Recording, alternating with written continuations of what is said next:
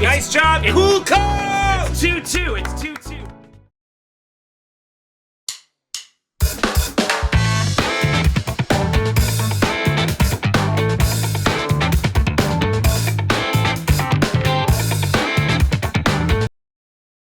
When Troy told me what happened in Urban Nightclub, man, it scared me so much.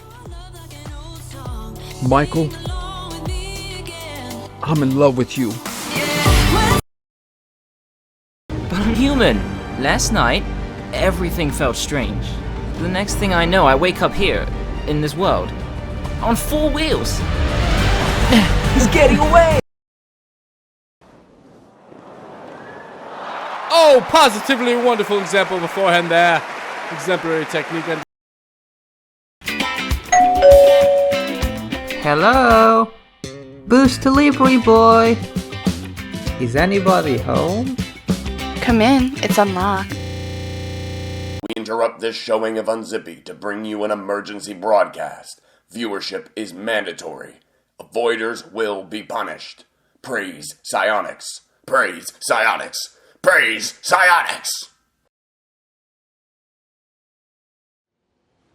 If aerials were algebra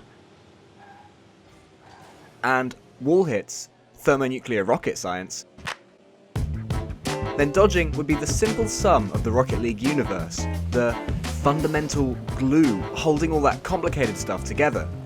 Even I can claim to dodge with competence. With confidence. So why are we here?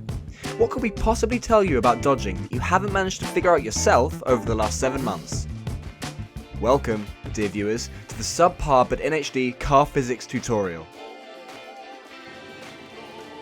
And this is an important one.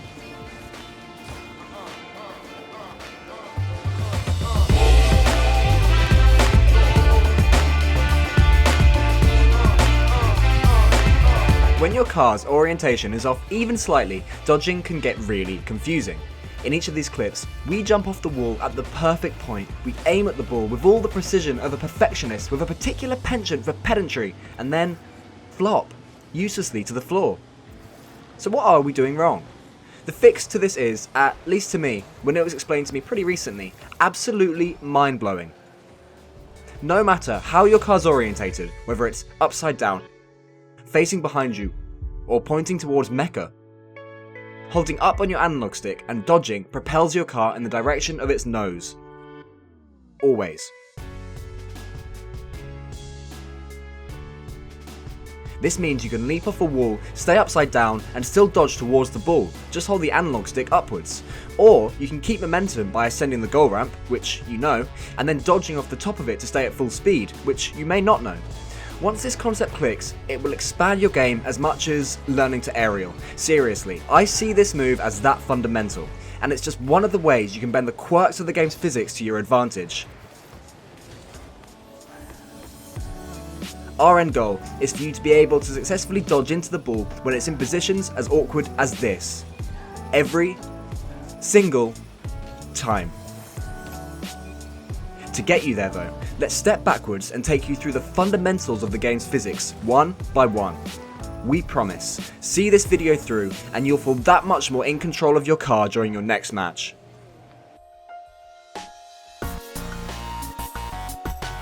You now know you can jump off a wall, lean backwards and hold your analog stick upwards when you dodge. We started with that because it's arguably the most important move to master in this tutorial and a fundamental of high-level Rocket League. But the game's physics has plenty more useful quirks. Let's visit our old pal Freeplay to check them out. Drive forward along the floor and dodge with your analog stick held upwards. Congratulations, you just mastered the forward dodge, you little genius, but watch this. Did you spot the difference? Look at the direction we push our analog stick. Yep, amazingly, we've just backflipped forwards like we're drunk Shaolin masters or something. Let's dodge normally once more. Then backflip forwards again.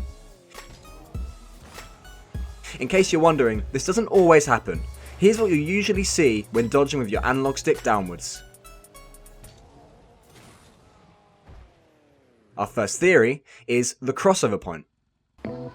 The crossover point is a neat way to figure out if your analog stick should be held upwards or downwards to dodge towards the ball, and it works whether you're driving on the floor or on the walls. Imagine a vertical line going through the middle of your car. This is your crossover point. When driving forwards normally, your car's nose has obviously not yet crossed this line, so holding upwards on your analog stick sends you to the ball. You can lean up or down almost 90 degrees, but until you reach that point, you'll want to hold your stick upwards. As soon as you pass that point, you have to hold your analog stick down to reach the ball. Holding your analog stick upwards will not cause your car to move forwards anymore. This also applies in reverse. Just focus on your car's tail instead. Here's a normal backwards dodge, the sort you do 15 times every match. This time though, we'll lean forwards until our car's tail has passed the crossover point. Now, we need to hold the analog stick upwards instead of downwards. There are other cool practical applications to this little parlour trick. If the ball's an awkward distance away, say you'd normally end up dodging into it with your wheels or catching the top of it if you delay your dodge,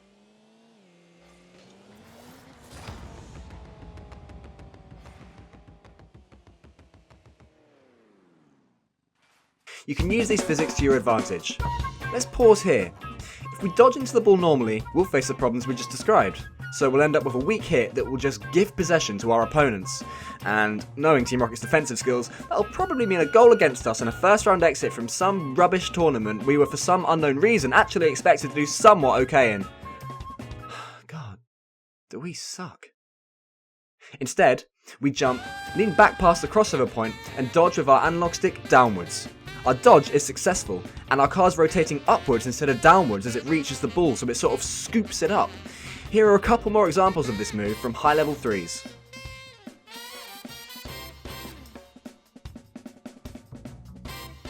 As we're talking dodging delayment, here's another way to do it. Just dodge normally, and then hold down on your analog stick straight away. This makes your car stay upside down instead of rotating completely, giving you a clean, powerful hit with the back of your car. There's one last way to delay your dodge in a similar vein.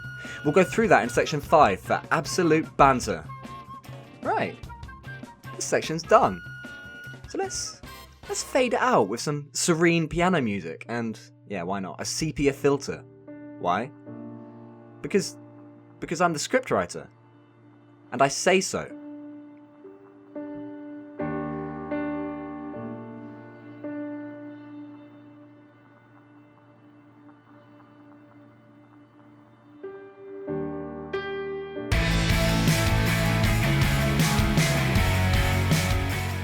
We've just done a bang-up job explaining a tough concept in a simple way. Go us! Now let's spoil it by making things tricky again. Our next lesson introduces verticality to the equation, or rather, it doesn't. Dodging can't at any point increase or decrease your height, even if your car is upside down or sideways. In fact, performing a dodge actually stops you rising or falling, essentially resetting gravity. Check out our matrix moves. What we're doing here is using this foolishness to our advantage by jumping off a wall and dodging to freeze our freefall. Doing this lets us navigate the map at top speed without losing any momentum. But obviously these physics can also screw with you. Have you ever tried to dodge off a wall, expecting to reach the ground faster, and then got stuck in mid-air? Or maybe you've dodged upwards to reach a ball that's above your head? You probably have, and it can lead to goals against you. If you aerial up for a high shot and dodge to climb those last few inches, RIP Famalam, you'll cost your team the overtime. Or let's say you're stuck on your team's back wall and the ball's trickling into the bottom corner of your goal. Drive over the goal mouth, then try and dodge downwards into it. We bloody dare you. These physics can stop you saving the ball cleanly here. For the low ball, you'll have to boost downwards to get an awkward hit that will crush the ball against the floor and hope it pinches to safety. Or you can wait till you're at the correct height and then dodge to send it sideways. For the high ball, just jump, aerial, or wall ride, with double jumps extra useful. Just don't panic and accidentally backflip, man. Speaking of which, it's that time again. It's everyone's favourite point of the tutorials. It's the Doomsee move of the week. How exciting! Doomsee's pointless move of the week. Hey Doomsee, guys here. So there's this pretty cool thing you can do where if you jump and then rotate 9 degrees or something and then jump again, you'll propel yourself in the direction that your roof is facing. So you could like jump in the air and then turn around upside down and then jump downwards, which is pretty cool. Yeah, there's like loads of things you can do with it, which I can't explain. Doomsee's pointless move of the week. Thank you, Doomsee. Remember everyone, the anti-verticality physics must be respected when you wall hit, especially if the ball's away from the wall. If you jump too early or if you jump too late, there's no vertical dodging to recover. But even if you're extra careful, even if you're completely and utterly certain that your height is entirely right, there's one more thing to consider. Take my hand. Come with me. I'll explain everything in section 4. If you've been paying attention, and I really hope you have been, you know that dodging will not change your height. Okay, let's play an interactive game. In the next clip, we're on the wall and the ball's dropping down towards the middle of the pitch. We're going to jump off the wall, wait till the time's perfect, and then dodge into the ball. What you have to do is slap yourself in the face as hard as you can when you think we should dodge. We'll pause the video at the right moment. Ready? Go.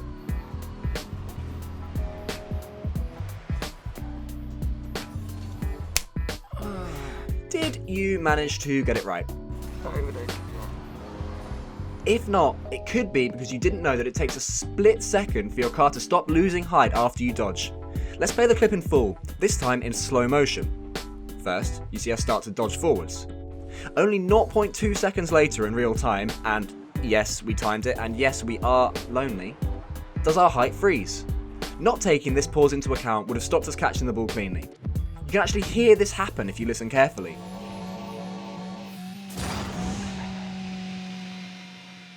That second noise is gravity being cruelly stolen from our car by our psionics overlords, whom it seems are vehemently against anyone ever going down on them.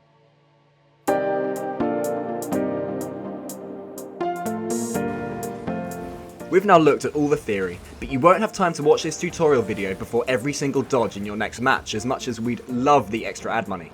So what say we get that pretty little Mandios wrapped all the way around this, once and for all. The crossover point, the vertical freeze. They boil down to this. Your car always dodges in the direction that you point your analog stick. Your car essentially is your analog stick. It's the in-game camera which is making things look funky. Go into free play, drive forwards and set your camera to look directly behind you. If you stay left of your analog stick, your car will turn to the left, yes, obvious, but it will make it move to the right of your screen. Your perspective never affects your car's steering, and this is what we've been seeing with these dodgy dodges. Let's repeat one of the moves from section 2, in which we jump, lean back past the crossover point, then backflip forwards to hit the ball. Watch what happens in free cam. If we pause just after we pass the crossover point, and then align our camera with the car, it becomes obvious that downwards on our analog stick takes us towards the ball. It just looks like any normal backflip. Now when we go back to the in-game camera, having to hold down doesn't seem so strange. You'll need to learn to quickly orient yourself in a match, so try this. The circle on your screen is your analog stick. The battle car on your screen is your battle car. It's a grog, because you're a terrible person. Now, all we have to do is add some arrows, and that's it. We've learned that you can't dodge vertically, so whether your car is upside down, sideways, or the right way around doesn't affect anything. All that does matter is your car's nose. If it's facing the ball, dodge with your analog stick held up. If it's behind you, hold it downwards, and side to side, left and right, blah blah blah. In section 2, we also mentioned another way to hit a ball that's an awkward distance away. We waited till now to show you this because it's a really neat way to test our analog stick theory. Jump, and then barrel roll until you're upside down. Even though you've rotated, your car's nose is still facing the ball. This means dodging with your analog stick upwards does the trick.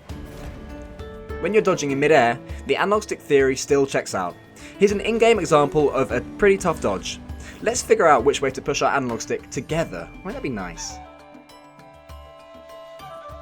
So here, the car is facing to the right of the camera, and to make matters even more confusing, it's upside down. From our perspective, the ball is above the car. So how do we fix this? Okay, we know the car being upside down makes no difference, so let's disregard that immediately.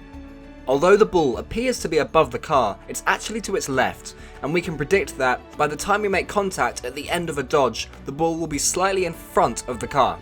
So if we place the ball on our magical chart, we know to point our analog stick upwards and to the left. And there we go. The ball goes absolutely flying. Have it! To test this out yourself, head into an exhibition game and turn on the time warp mutator or the slow-mo mutator. Then drive the ball up the wall, jump off the wall, and just try and dodge into the ball in mid-air. Work your car into lots of different positions and experiment with hitting the ball when your car starts at various different starting points. Just make things as hard for yourself as you can, and make sure you still make contact with the ball. Team Rocket out.